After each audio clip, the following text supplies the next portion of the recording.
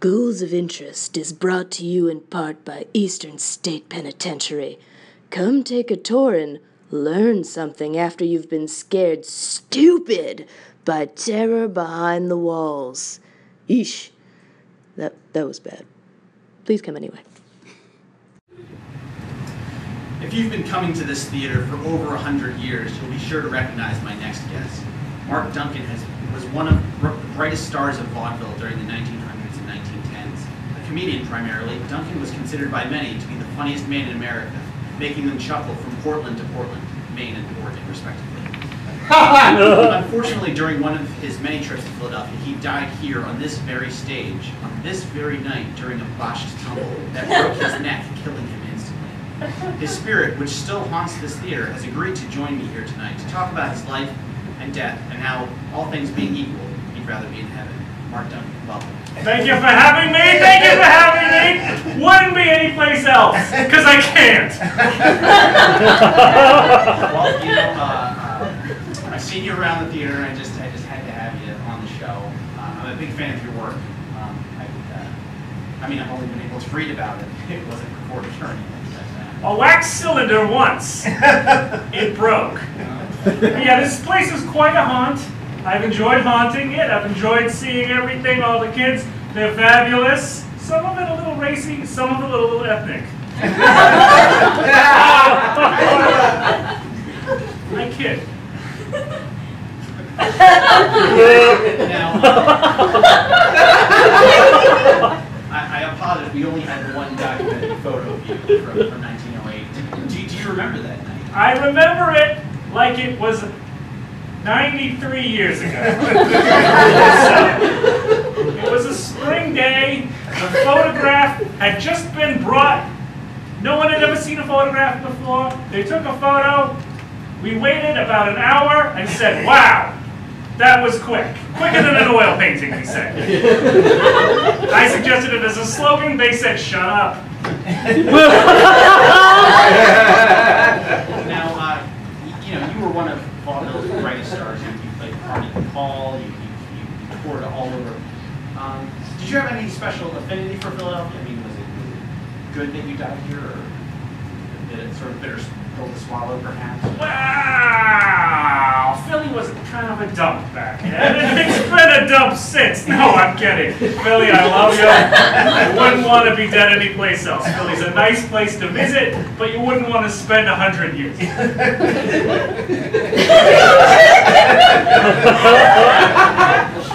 It's been great seeing a slow decline into a hipster hellhole.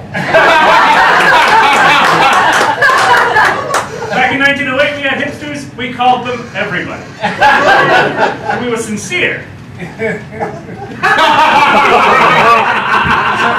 watched this space change over the years. It had some dramatic theater in here during the 60s and 70s, very socially conscious. How did you feel about that as a comedian? I thought it was great. I cried. I laughed. I laughed so hard I cried. It was a dentist's office. It was a taxidermist. It was a check-cashing place, cash for gold. Lots of theater in between all of those things, but the main thing that they never got rid of was the mice. No, seriously, there's a major mice problem. And if you're here late at night, you really get annoyed. So I guess you've been here for a while. And you've seen this show. A while, he says. When you've seen this show, I wonder what you think of it so far. It's a doll. You know, I kid a lot. You know, I'm a funny guy. I'm not a serious guy, but I tell you, when I see Mr. Bertram here come in and do his little show, it really reminds me of the greats. I worked with them all. Fanny Bryce. I worked with... Only just Fanny Bryce. She was a doll. Let me tell you, you put on a hell of a show. Okay? And I've been to a hell. This is a show. I appreciate it so much. Going back to your blog working with Fanny Bryce, are there any things that you miss about that one? There's some favorite jokes that you'd love to tell. Sure, sure. All of the great jokes. I told all the great ones. Back in my day, we said, why did the chicken cross the road? Why? Right. Tell you later, honey. Don't bite anyone with nickels. They loved it back then. Everybody was always biting wooden nickels. And you know, we really wanted to get people to stop doing that because not a lot of people had the teeth for it. The chompers, ladies.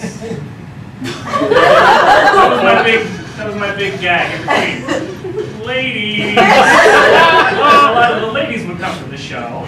And afterwards, they would throw their corsets up, maybe even a handkerchief, and we would meet each other afterwards for a line Ricky, if you know what I mean. I think I do.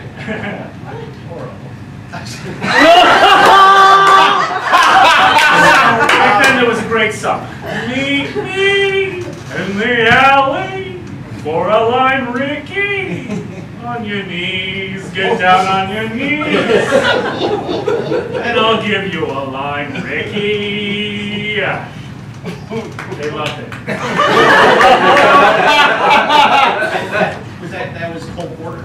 Cole Porter and Noel Coward teamed up with Fanny Brice, and we all sang together in Carnegie Hall. That stuttering king, he was the king back then, he loved it. He gave us a coronation, and then we all died, and our bodies turned into goo. Show business. Ladies!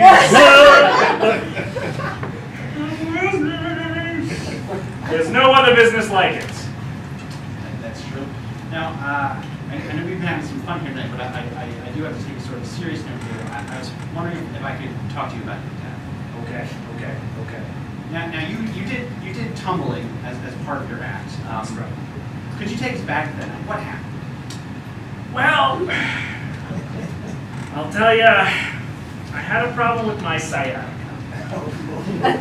And tumbling plus sciatica equals severe neck trauma to the point of death.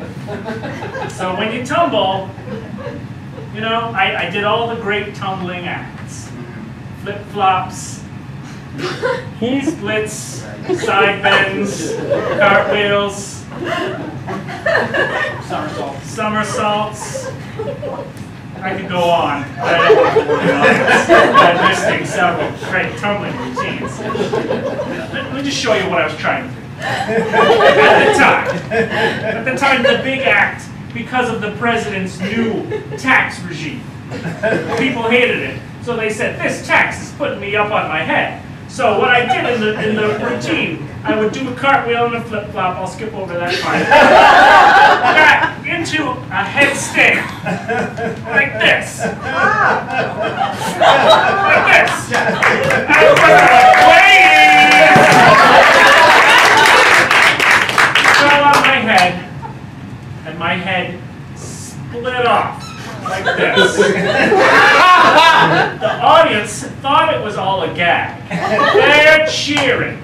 They're applauding. I'm screaming. Blood is spurting out of my nose. Onto the front row. I heard this one lady go, "What a gasser." I haunted her for 50 years. She ripped her own eyes out. I finally saw her go to hell.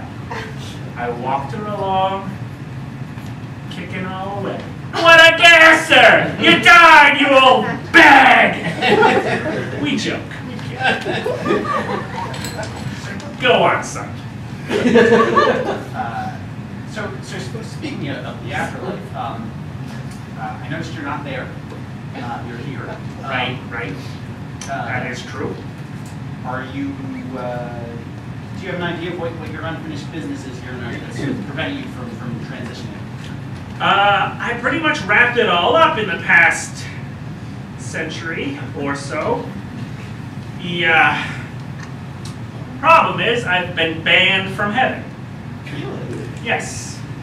Everybody else in show business holds a grudge. If you know what I mean. I have petitioned 10 times to get into heaven, and every time those Jew bastards sit back and they say, stick to earth, stick to what you know. Ladies. Have you considered hell at all? Well, in my darker hours, I've said, hey, I'll give hell a chance. What the hell? They laughed. They kicked me out. They hit me in the head again. That's called a double death. Not a lot of people know about double death. The ghost dies, like I'm doing tonight. You go to hell and perform on stage in a basement for 2 people, and the show goes on for an extra 20 minutes beyond when it's supposed to end. And that, I tell you, is hell. They say comedy is easy, dying is hell. Let me tell you, dying at comedy in hell is hell. Mark Duncan, thank you so much for being here, and I'm sure that I will see you around the theater. I'd shake your hand, but I'd pass right through it. Ladies!